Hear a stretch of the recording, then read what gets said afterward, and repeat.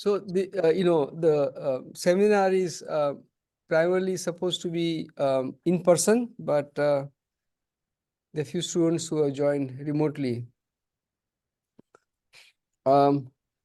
If you are Eric, you need to have reason to join remotely if you don't have other exceptions. So keep that in mind.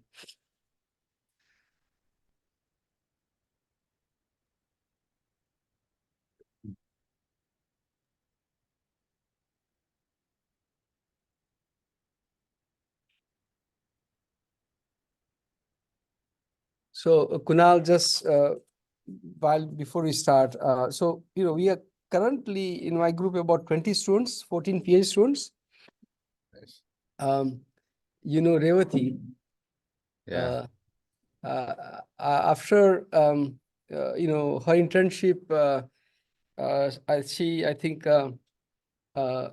coalesced around a topic and is doing great work. So after that, she had 2 internship at HP Labs and continued also doing Nice. this, and using multiple knowledge graphs with images and food images, nutrition. Those are some of the things that she has worked on. Now getting into a little bit of visual reasoning and all that. Awesome. Now, we worked with Debashish. So I also invited Debashish. He heads our AI team. So go on. Hello, Professor. And he, since the time that Revati did internship, a lot of things have changed, right? With the vision models and Yes. similarly, looks like you guys have adapted those technologies for your company, but your technology stack must have changed quite a bit, right? Completely. Right. In fact, like we, like I was looking at some of the older, like our older presentations, right? As I was putting together some slides, and all of them is irrelevant. Even stuff from like a year and a half ago, like I saw LSTMs and I don't know whatever else there is, right? And now it's all transformers, right? There's pretty much nothing else. It's almost like, you could be in a vacuum. You could wake up one day and then just start using one architecture and just go off that. Yeah, true.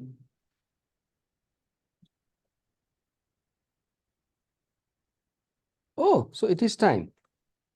All right. All right. So the class is here. They all settle. Let's see if there's one chat message. We can hear. Okay, good. Perfect. So Kunal, you ready? Yep. Okay. Let me just share my screen. Hey, why can't I record, guys? It is recording? Oh, yeah, it is. Okay. All right. So we'll have to cut. All right. So the seminar class and all those who have joined. It's a great pleasure to have Kunal Verma give a presentation in the seminar today. Kunal has special relevance to my own research. Kunal was a PhD student. Kunal, you finished in 2007, right? 2006. 2006, yeah. So he was a PhD student in the very first part of this century. And he was at University of Georgia, my first academic position, where he got PhD. And while you've seen his official bio, I'll give you a more personal touch. Kunal has currently 9,000 citations, and that too, he did not go to academia. So his work during PhD was so influential that Microsoft Academic Search was a service like Google Scholar that would aggregate all the publications, and then it had ability to rank authors in various fields. And one of the major computer science field was or it is World Wide Web. And there was a time about 3 years or so, 3-4 years after Kunal graduated, where he was ranked 5th in the whole world. Think about it. Somebody who has never been an academic, whose dissertation influence, his research during PhD was so influential that he was ranked 5th in the world. What he has, I think these 9,000 citations, I think would be in top 10% of all the faculty in a department. Now, he chose to go to Accenture Labs after his PhD, and was there for about 6 years, and then he started co-founded with the current CEO. Kunal is the CTO of this company AppZen, and this is an informal thing. About 3 years ago or so, maybe they got their round of funding, and I think they were valued at $500 million. Hey, you're not raised any more funds, so looks like you are cash positive. We are neutral. Fantastic. If they were to go to market, I'm sure that would have been unicorn. So, and building the company from the start, and still managing the company after so many years is a rather rare achievement if you understand the startup cultures and so on. Typically, after this much time, if you're taking money from outside, the founders would have been replaced. But it is a credit to both the technology, but also the business, how they run, that both of them, CEO and CTO, are there, managing a thriving company. And they picked a very interesting vertical when they started.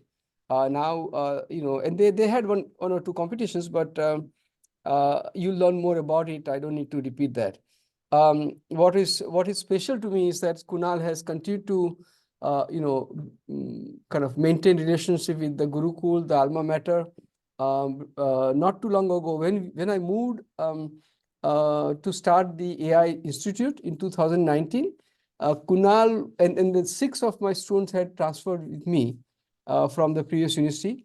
Kunal was the first visitor. He was meeting customers in the New York area, and he chose to fly all the way to spend a day with with our team here, and share whatever the students wanted to learn about the research or entrepreneurship and things of that nature. With that, let me pass over to Kunal. Kunal, take away. Sure. Thank you, Dr. Seth. Thanks for the great introduction. Super happy to kind of talk to all of you. I also have Debashish here with me. Debashish heads AI at AppZen. So we'll go through the presentation, and let's keep it super informal. I'm happy to answer any questions, right, as they come along. Right. I feel it's a great time to be in grad school, right? For folks who are there, right? Like the world is just moving so fast, right? And there's so much data and so much models out there, right? In fact, like Debashish and I also have been, like taking all kinds of courses in the back end, learning ourselves, right? Because just we feel that, the world changes every few days. So it's been great, right? So with that, right? Let's get started. So just a bit about AppZen, right? We are an company, right? Startup. We're up to about 300 people now. We were founded about 10 years ago, right? We have about 600 plus customers. About a third of the Fortune 500 uses us. I'll show you some of our customers in a minute. We cover about 90 countries. Our application supports about 42 languages. We have processed close to 1 billion transactions, and we've saved over 2 billion for our customers, right? What we do is we use AI to automate different kinds of tasks in finance, mainly around expense report auditing and or invoice processing. I'll show you some details in a minute, and I'll also tell you about what are some of the technologies which we use. Here are some of our customers, right? Like our largest customer is Amazon, right? But we also have some other huge ones: JP Morgan, Salesforce, Tesla, Airbnb, bunch of them, right? A lot of these very, very large customers, right? Some of them have huge AI teams themselves. They trust us to essentially use our solution to help their finance teams. And what is our approach to AI? Our approach, right, is really around creating lightweight transformers. In a minute I'll show you how we started and what we did. But about 2 to 3 years ago, we got very deep into transformers. Right? We started using BERT and stuff a while back, maybe 5 years back, but really about 2 to 2.5 years ago, right? Debashish and some of his team, right? We started to build our own transformers, right? And for us, right, there are few things which we kind of look at, right? For us, cost is a big thing because we are kind of processing millions of transactions in a day, right? So it's super important that what we build is super lightweight and it does not, consume too much energy, right? So we typically build models, right, which are not billions of parameters like the chat GPTs of the world. Like our models are typically maybe hundreds of thousands of parameters, right? We are able to train them on GPU and typically they run on CPU, right? And our team and our aim is that much of the inference should be finishing in a few milliseconds, right? So that it's all super fast. And we use transformers for different kinds of tasks, right? All the way from extracting data from financial documents like invoices and receipts, being able to understand the line items, making suggestions to expense policies, and even document classification, right? I'll show you some examples in a minute as we go through that. But before we go, right, I just wanted to show you just a graph of how our AI has evolved, right? Dr. Seth kind of mentioned that a second ago, right? When he talked about how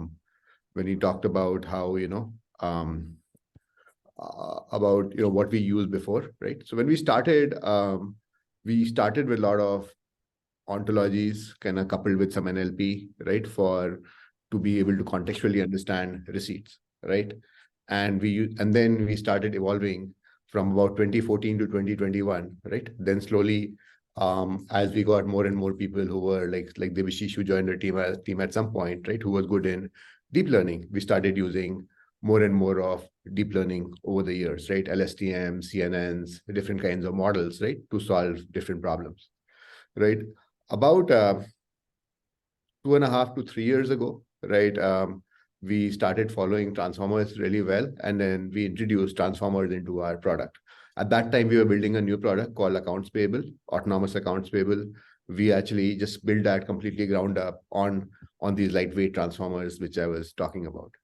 And then we found that those models were so accurate that all the models which we have built in 7 years, in about 6 months, we were able to replace them, retrain them for different tasks, right? And put them back into our older products, which was expense audit. So about 7 years of work, was replaced in about 6 months of work with about almost 20 to 30% more accuracy, right? Which was a huge deal, right? And what that did, right? As we kind of started putting some of these technologies in, our customers, right, started getting, we started getting a lot more pace, right? Before we were kind of catching up, we used to have some accuracy issues here and there. So we used to spend a lot of time troubleshooting. As we kind of improved our tech stack, right, and really build this out, right, we were able to really see acceleration, right? As you see, right, for 7 years, right, we had one product, which was expense audit, right? And the last 4 years, we are almost going a product a year, right? We were able to launch what we call spend audit, where we take cards directly from banks and do some processing there. Last year, we launched what we call is AppZen Inbox. We take emails from suppliers. I'll show an example of that in a minute. And we automatically create responses so that people can send those pretty fast. And then just this year, we were able to create another product called AppZen Coach, which helps customers fine-tune their expense policies. And we just feel that as we kind of improve our tech stack and really build our own models, right, we are just able to go at a speed which we didn't think was possible. Like our team has actually shrunk. At one point of time, our data science team was about close to 40 people. Like we call our AI team our data science team, right? Right now, it's probably down to about maybe 15 people, right? It's just that, we have a much, much smaller team. It's just far more efficient, right? And we're able to do a lot more because we have the right tech stack helping us out.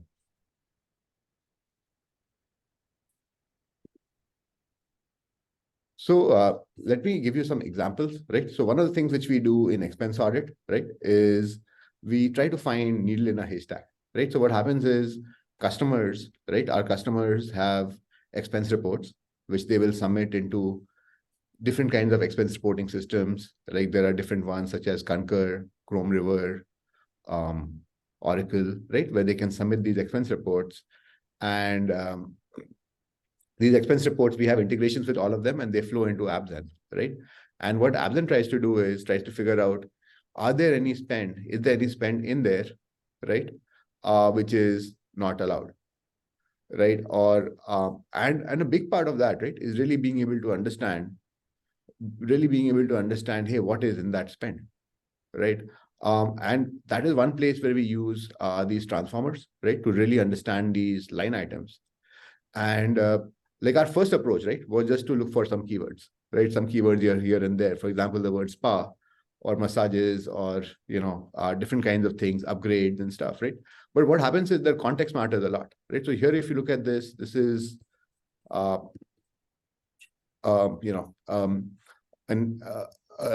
receipt from somewhere in Europe, right? And their spa actually means water, right? It's a brand. So if you just did basic keyword searches, right, on receipts, right, you would kind of get that, right? But really, as we kind of start putting in these transformers, right, which are pre-trained with embeddings from other language models, right, we don't have to really train it a lot. We have some receipts, we train it on a few hundred receipts, and then it automatically starts to understand, hey, these are the items being bought. And then it depends on whether the customer allows it or not, right? So this is one case where if you didn't understand the context, you might flag this receipt saying, hey, someone has gone to a spa. But here, given the context, someone has bought water, which is more than fine, right? So for us, as important as flagging things is not flagging things, because the system needs to understand, because if you flag too much, then, there'll be people doing manual work. And if you flag too less, then we'll miss stuff. Here's another example, right, where someone is buying medicines, and we have absolutely not trained the system on some of these things, right? Ferrous sulfate or whatever this is, right? This is essentially the transform models, right? Understanding the context of the words, understanding the context in the receipts, and trying to figure out, hey, looks like here someone is buying something which they should not, and then the system will flag those, right?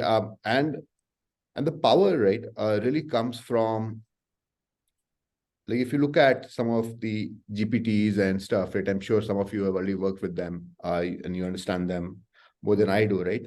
But one way I try to explain it to people is, when you look at GPTs, right, why are they powerful, right? There have been question answering systems forever, right?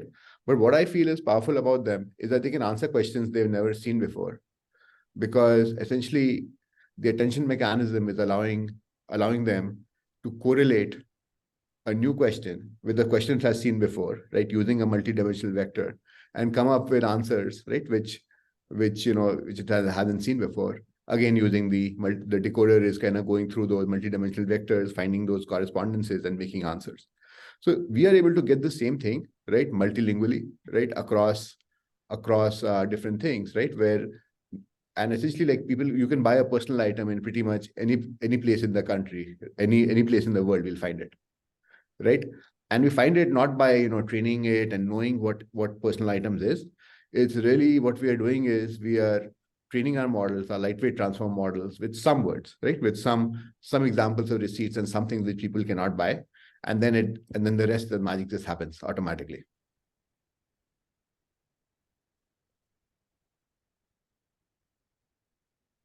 So now let me shift gears a little bit. So our first product was expense audit, right, which was more based on finding things in expense reports, right? As we were doing that, many customers started coming to us, and they started saying, hey, invoices look a lot like receipts, and we have a big problem there, right? We use some kind of OCR for automation, and suppliers, especially large customers, right, they get thousands of invoices in a day, right? And their challenge is that, how do you account for the invoice, right, get it approved, and then pay the supplier? And typically what would happen with large companies, right, some of them who are our customers right now, right, they would be behind by days, right, sometimes months, and they would miss all the discounts, right? They would miss all the discounts which you can get by paying the invoice fast, right? So what we did is, right, so we said that, so when we started thinking about this problem, right? Because when we think about AI, right, and we think about how do you use modeling to solve a problem, right, your end goal is very important. So my going in position was that I cannot automate it 100%, right? That's not a valid solution, right? But like as we talk to customers, what I heard, right, is that hey, we have some automation, we don't trust it. Because we don't trust it, we look at everything. So we decided to build a system, right, which would not necessarily be 100% accurate or try to be 100% accurate. But our aim was that can we automate some of the invoices where we extract the data, do the accounting, and let it go through. But when we are confident, we have to be confident enough where no one has to look at it, right? And what I'm showing you on the right is what we call our autonomous rates. An autonomous rate means that an invoice has gone through completely. So we built this system again, like with transformers, and there are two big layers, right? The first layer is just the transformer, which is doing extraction. I'll show you an example of that in a minute.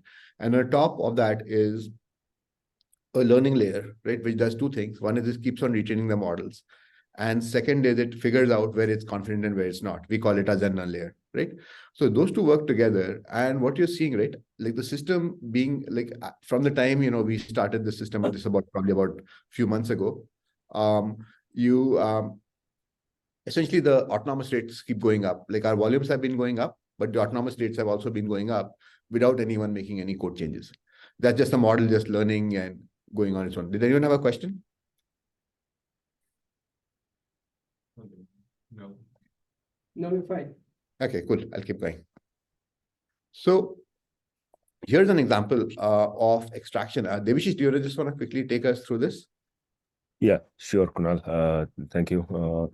So as Kunal mentioned, right, what is the difference between LLM, which are transformers, versus the transformers that we use? Why we are able to reduce the sizes significantly is typically in traditional transformers, the attention paid is paid across all the tokens. Those of you who understand the transformer architecture. So which makes it inefficient in terms of it has to pay attention to everything and then figure out what is important and what is not important and to ignore. And that results in significant amounts of data for training, significant amount of labeling and everything, right? So we are able to reduce the architecture we know what is important in a document, right? We're dealing with a specific task, not like generalized LLMs. And what is the local context and what is the global context we need to pay attention to. And we may not know everything, there are things that has to be learned and in the training process, but that reduces our the graph that we build and what we pay attention to, and that's how the models are trained. And as you can see in this, what matters to identify, for example, an entity like total, is that it has to transaction has some context. Total carries a lot of context, but there are several totals, and it has to pay attention to the horizontal context, which is coming from invoice total. And then the thicker the arrow, it represents how thick how large the attention coefficient is, and that's how we are able to minimize the number of parameters in our transformers, as well as achieve as good or better accuracy in many cases compared to generalized LLMs. So that's all. Thanks, Devashish. See, and this, like there are many solutions to this problem, right? But to do it at accuracy, right, where you can go and sell it to the Honeywells of the world, right, large customers, right, is very hard, right, because the expectation is almost to be perfect, right? Building anyone can build a model which will take you to 80-85% accuracy in a few days, right? The challenge is that how do you take it to something which has maybe like a precision of like 98 or 99% and a recall of 96 or 97%, right? So so essentially we work a lot, right, to really kind of get to those level of accuracies multilingually, right, so that we can really bring a lot of value to our customers.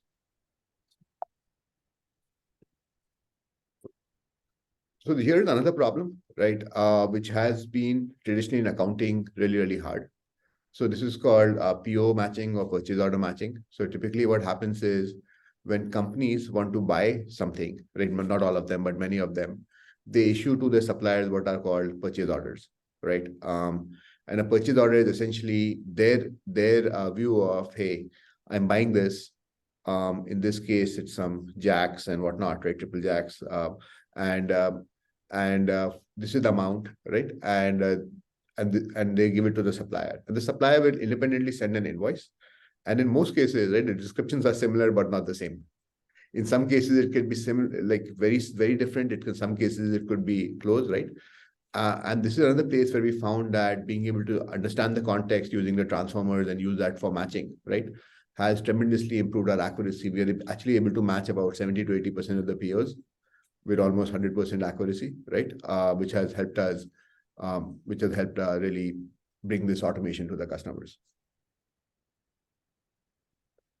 The good part, right, of building it on an architecture, like all our embeddings, we start with multilingual embeddings, right? And then we kind of train them.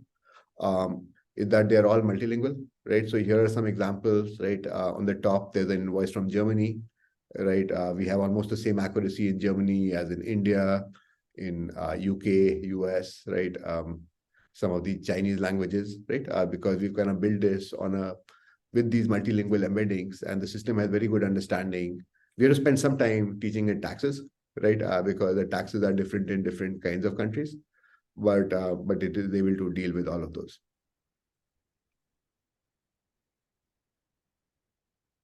Now let me change track a little bit and talk a bit about this new product which we built, right? Which we call it AppZen Inbox, right? One of the problems we learned, right, once we kind of took out AP, right, is that typically companies have what they call AP processors who get the supplier emails, and then they have to sift through these emails, figure out which are these invoices. And many times people will, in the same email, ask, hey, what happened to this invoice? The supplier maybe didn't get paid on time or stuff like that, right? So they spend a lot of time, as much time as they spend processing the invoices, they spend in the inbox, right? Their email inboxes. So what our solution does, right? It goes through the emails, right? It automatically categorizes them. We have different categories. For example, invoice, payment category, whether it's a W-9, whether it's something else, right? Different kinds of documents, right? Whether it's a statement. And if it figures out that one of these is an inquiry, then it automatically, like I'll show an example in a minute, then it automatically will come up with a message, right? So here, someone asks, hey, when will this invoice be paid?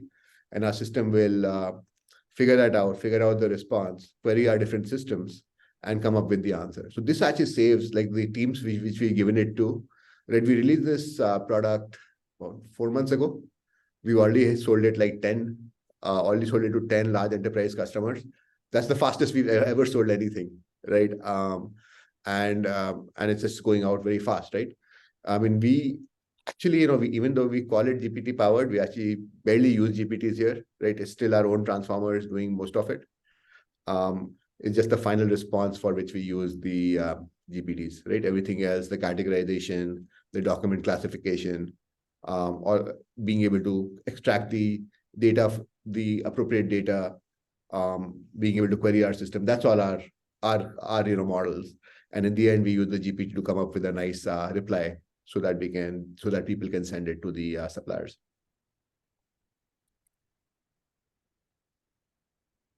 Here's another example of something which we've started to do. We have always had a product in expenses, which we call Team Intelligence or Team Insights. And essentially what it does is that it's a bunch of graphs, right? Where people can go and look at their team spend, right? But for years, right, companies have been asking us that, hey, I just don't want some analytics. Can you give me some insights? Right. So now using generative AI and some of our models, right, we're able to generate not just the graphs are there, right? They're always there, which tell people how much they've spent, what was rejected, right? But we've also created this, summarization, right? which tells them things like, hey, your spend increased 20% over a month. Maybe someone has been spending too much, give them coaching opportunities. So people really like this too, right? Because now we are able to take, essentially we are moving from analytics to insights, right? Being able to give managers, right, who are very busy, only the information which they need to look at.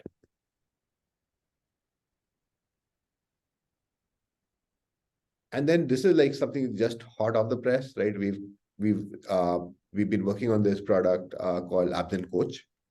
And the idea over here, right, is that people can go to our system, and when we look at how people manage their expense policies, they're typically very broad. So for example, someone might say that, hey, a luxury car is not allowed, right? That would be in the policy, right? And then you can configure that in our system, right? And what happens is that what we realize is that once people configure the systems to be very strict, but then when their auditors actually go in the system, they end up approving a lot of those, right? And because of that, right, we have what we call customer success managers who manually go review the data, right? And based on that, they figure out the patterns, right? So what we've done is we build a system, we call it AppZen Coach, which automatically figures out, again, I'll show you how we've done it, right? It automatically figures out that, hey, this is a pattern which should be approved anyway. And then it allows people to go and change their configuration and AppZen to be able to automatically approve some of that stuff.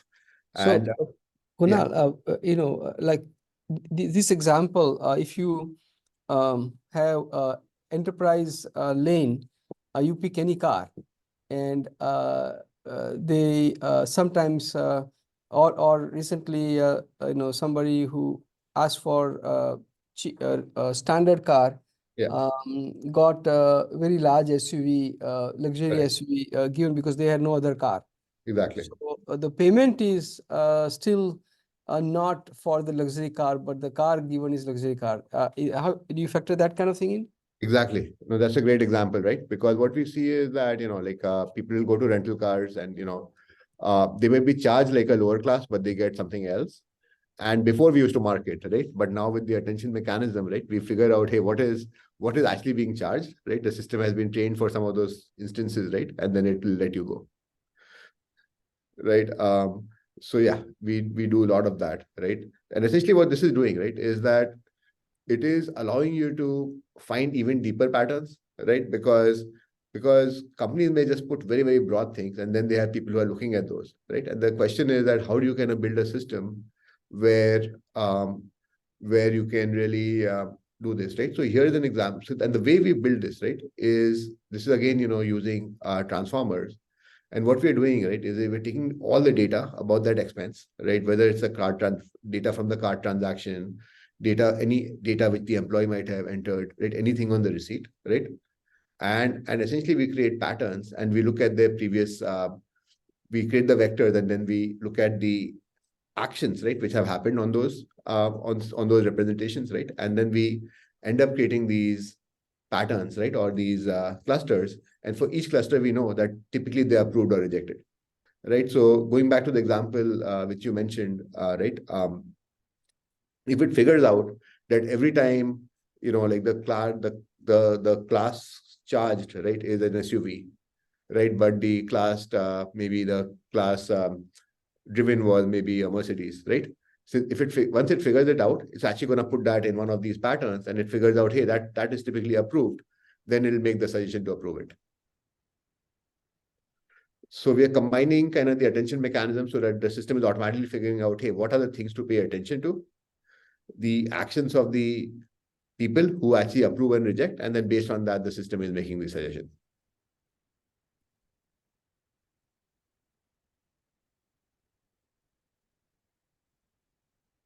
So, those were kind of some of the materials I had, right? Just to kind of conclude, right? What we are doing is that we are building AI-based products to solve problems in finance, right? For us, we are really looking at always, hey, what are some of the latest technologies, right? For example, right now, the Vishishan team, they're actually looking at meta learning and some other things to kind of do some planning for some other tasks, right? So That's something which we look at, but we keep on, looking at papers, conferences, right, to see that what are the things which we can do to add more value, right? The other thing which we noticed, right, like really like using transformers has been transformative for us as a company, right? Because it has really improved our accuracy and our speed and our efficiency, right? Our existing products have become far more accurate. At the same time, we are able to build a lot more. And finally, right, we are for a lot of you students out there, right, we're seeing a lot of demand for generative AI-based products, right? People are just eating that up. With that, right, we can open it up for questions.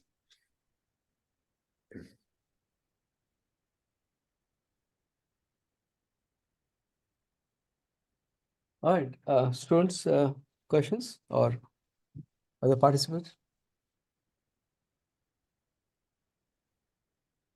Yeah. What's the competition look like in this domain?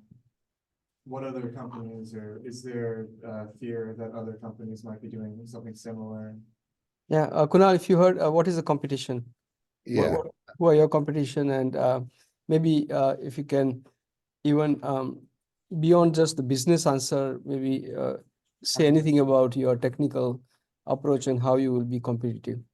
Yeah, I think, like there's always competition, right? There's always, different people trying to do this, right? Where the way we kind of, the few things which we do, right? We try to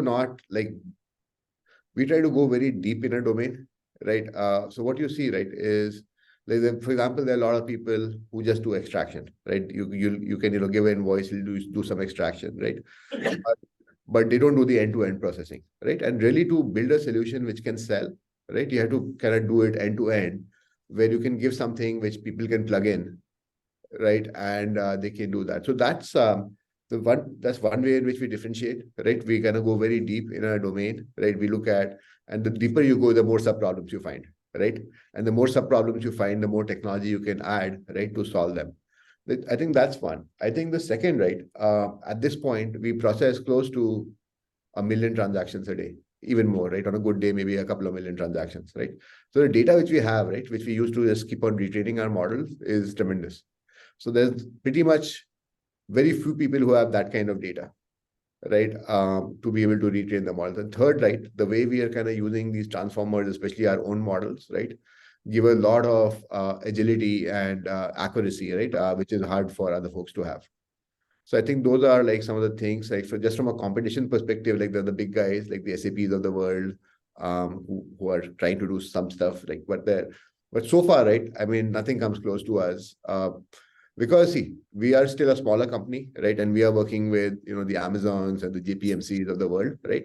And a long time ago when we started, right, one like a well-wisher VC told us, you have to be 10x better, right? Otherwise, no one is going to use you, right? So that's always our aim. And so far, like, we're able to keep that, right? There is a lot of competition, right? But our aim is always to be 10x better. And so far, we were able to keep that, even with like very, very large companies coming in, like folks like SAP, putting in a lot more budget than what we have, but they can't catch up. So I'll say something more. I not been an operational entrepreneur for recently, so I'm rusted. But when you look at selling a solution in the market, you have to ask, are you saving them a cost? Your customers a cost? Are you increasing their opportunity to add to their revenue? For example, a revenue proposition will sell a lot faster and better than saving cost. In business circle, they say, are you a vitamin or a painkiller? And painkiller sells much better. But beyond that, if I kind of reflect on what I saw AppZen do, you saw the recent product that they had. I don't know the name, but where they classify the kind of things. What is it? A W9? Is it an expense report? Is it whatever? Right. So if you are if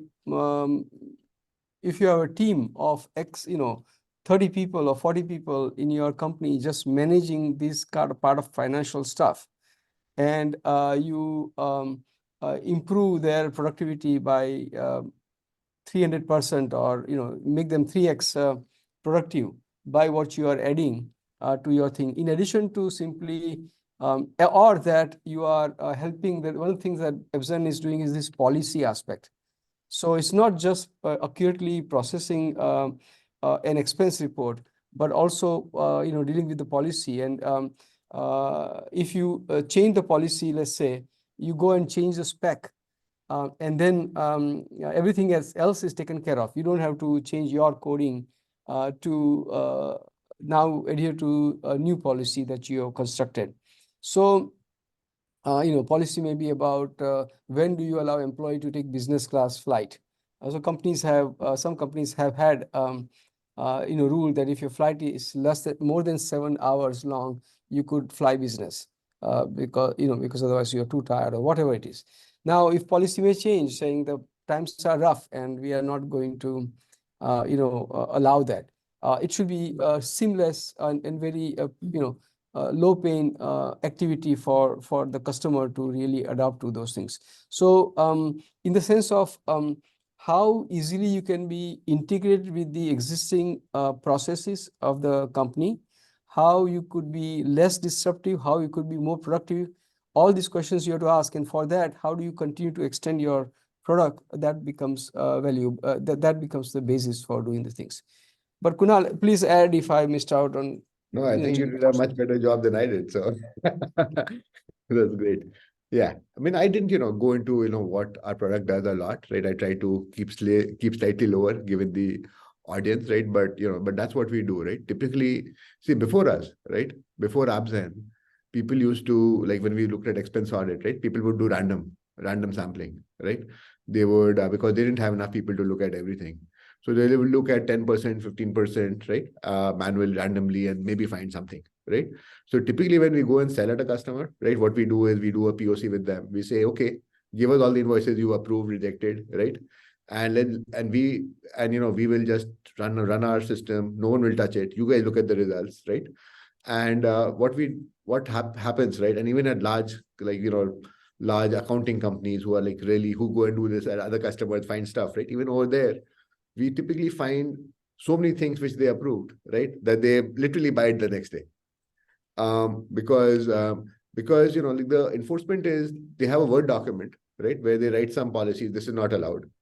And then they have some people who read that Word document and they're doing something very random, right? Here, what we're doing is we're taking that document and like Dr. said, we're making it enforceable, right? And they just have to change a couple of parameters and the whole thing changes, right? They don't have to, change their Word document. They can do it in, our configurations, right? And we go and find so many things, right? That it just changes the way the business runs.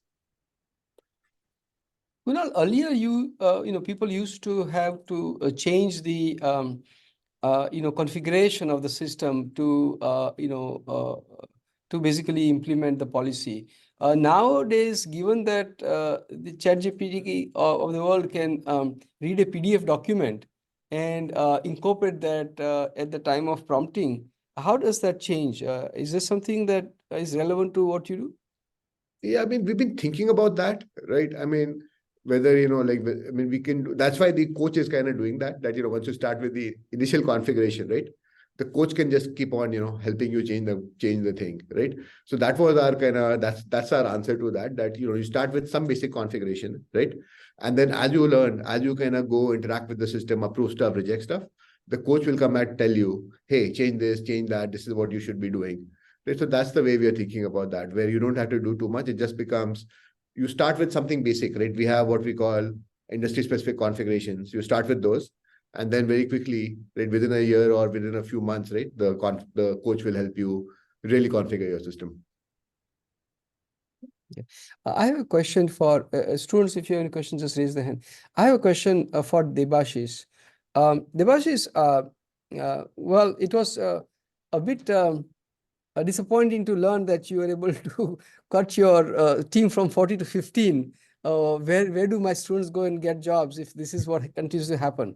But nevertheless, when you need to add from 15 to 16th, really what you are looking for, what advice and guidance would you have for our students in terms of positioning themselves for these jobs, in the sense that easier jobs are getting eliminated. Coding, is getting more, I guess, co-piloted.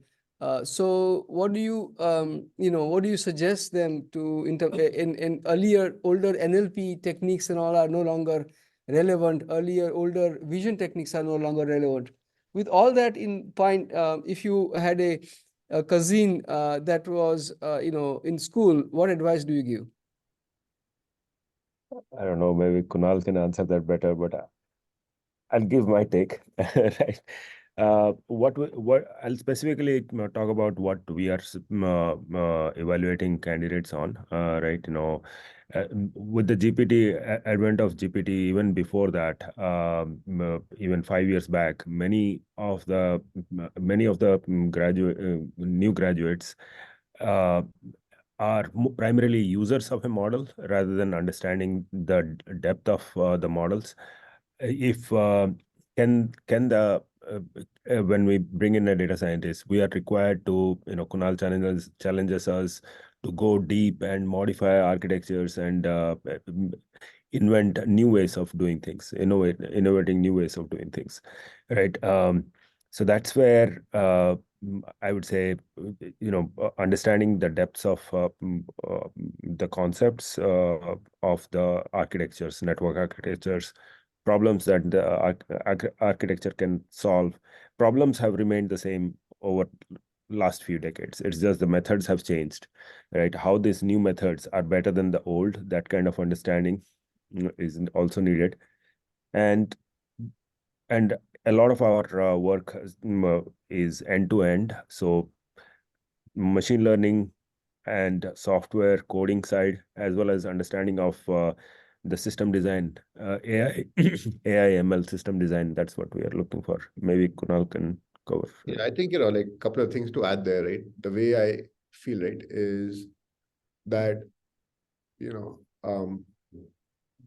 we are an organic evolution. It wasn't necessarily that we fired everyone, right? It was, like as the company grew, right, we were able to figure out, we kind of actually added a lot more people in engineering, right? We were initially like more heavily AI, right? But we still have a pretty strong, much stronger. This AI team actually does about 5 times more than what our whole team used to do, right? And then few things, right? At least for me, right?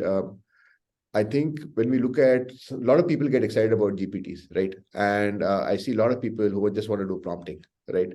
I don't think that's a computer science skill, right? Anyone can do prompting, and like so if people just want to kind of sit on top of a LLM and do some lightweight stuff, right? I think that job will be going away very fast, because like our PMs are able to do prompting too, right? Non-technical people and whatnot, right? So I think that's one, right? The second, right, I think there's a difference between like someone who can create their own model, right, versus people who can modify other people's models, right? Because a lot of thinking, right, the original thinking goes into what is the problem I'm solving, what are the parameters, and how do we create our own model, right? We find that like, because we are a global company, we can get like so many people in India, right, who can essentially treat models like code and try 20 different things and come up with something, right? At least for the team here, right? At least for me, they all have to justify being able to create their own models, really go very deep, right? Figure out, have very good understanding of what to use, what not to use, right? How to do it. I think that's where I think those are some of the so what I feel is that a lot of like it's a lot of it is like personal excellence on understanding, very deep understanding of the modeling, not just the use case, right? And not and like, and definitely like staying away from being a light layer on LLMs, even like very because those, I think those skills are like highly replaceable. So Rutik, you're smiling, tell me why. Huh? Kaushik? Yeah, I have a different question. Yeah, so while Kaushik comes, so that's why I kind of started, getting my group to work on developing custom models from the scratch. I mean, yeah, as you noticed, a lot of people will learn how to use and prompt. And I recently wrote a LinkedIn, comment you might have seen where, when I had Tali, there were web developers that were getting paid six figures. And now, when this craze 3 years ago, 2 years ago, prompt engineer was paid $250 to $900,000. And those immediate, after, if you're right, they all died down, those kind of jobs. Yeah. And they found non-computer science to take care of those and pay them, pretty small amount.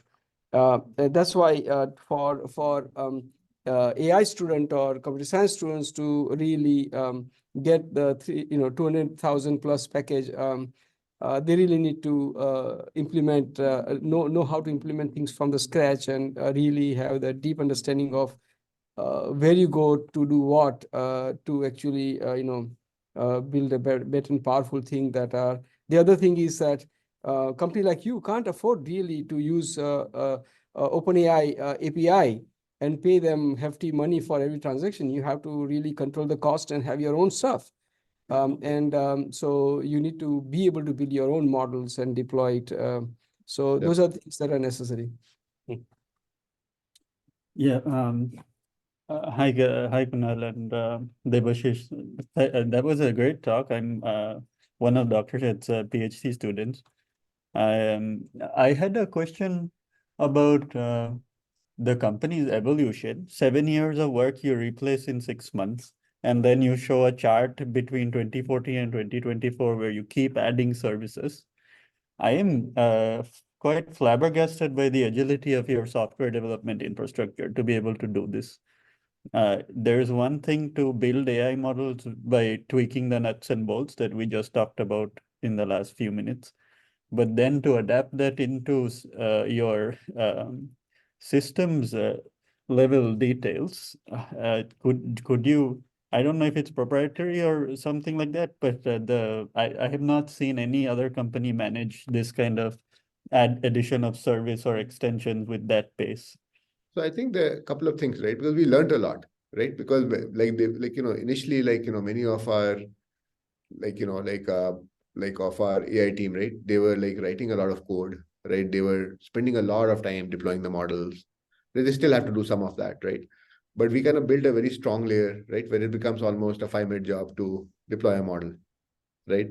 So, so that the whole idea, right, is that as you kind of learn, right, and you kind of build better architectures, it really supercharges your people, right? Mhm. In fact, we were, we have a brilliant guy, right? Like in our AI engineering team, right? We have small AI engineering team, right, who kind of builds this infrastructure, right? So he essentially had, um, a version of SageMaker, which AWS is now selling, right, for a lot of money. He actually had built it out internally for us about 5 years ago, right? Okay, I see. Like now we move to SageMaker because it's easier to run, but he kind of had that built, and that added so much more efficiency, right? So for us, it's always been about, it's not just about not about making people work hard, right? It's making them work smart, right? And we spend a lot of time thinking about the architecture, right? How do we kind of uh and now even features have gone away, right? With transformers, you still have some, right? But before we spent a lot of time building feature databases, and we still have some of that, right? Started using protobufs for features, right? Which are available to everyone. So we spend a lot of time kind of with our pipelines, our architectures, right, to really help someone who only focus on the model, right? The more time someone can spend just focusing on the model, and the easier it is to access the data, easier it is to get the features and build the model, the faster you can go. Okay, thank you. The second question that I had was initially one slide you showed where you said train on GPUs, run on CPUs. Could you shed some light on some of the tricks that let you do that? I'm aware of some, but maybe you have different ones, so I'm curious. Yeah, sure, Kunal. I'll take that. I can take that up. So one of the things with LLMs requiring, traditionally, whether you use LSTMs or CNNs, they are very parameter heavy, right? And their sometimes memory inefficient, right? And that's where, and nowadays, the multilingual embedding has become somewhat of a commodity. A lot of companies, Google, Facebook, and a lot of other companies have multilingual base. But what common challenge everybody faces is how do we make our models smaller, more parameter efficient, as well as more accurate, right? So that's where some innovativeness is needed, right? Where we can reduce the cost as well as match accuracies of LLMs, right? Or sometimes beat it, right? So it's somewhat of a knowledge distillation process we do, right, with LLMs, as well as the way we build our models. So training on GPU, we can train our models on CPUs as well, right? Just that it takes a day, right, instead of an hour in GPU. But running wise, as Kunal was mentioning, it takes tens of milliseconds. Okay, thanks. Yeah. Yes. Next.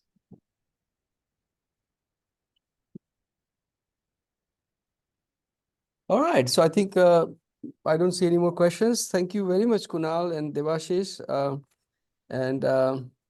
Though Kunal, keep in touch, and I'll be, by the way, in the Bay Area in the last week. There is a AAA Make in Stanford, and in fact, Kaushik, who asked a question, he has a paper there, and Yushin, another student. So 3 students have papers there, so they will be there. And Yeah, if you guys have time, then definitely visit us.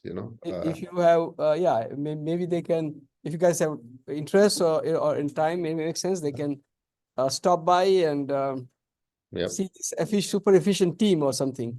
If you think they can learn technically, then I can send them there your way. Sure. Bye. Cool. Yeah, bye. Thanks. Bye.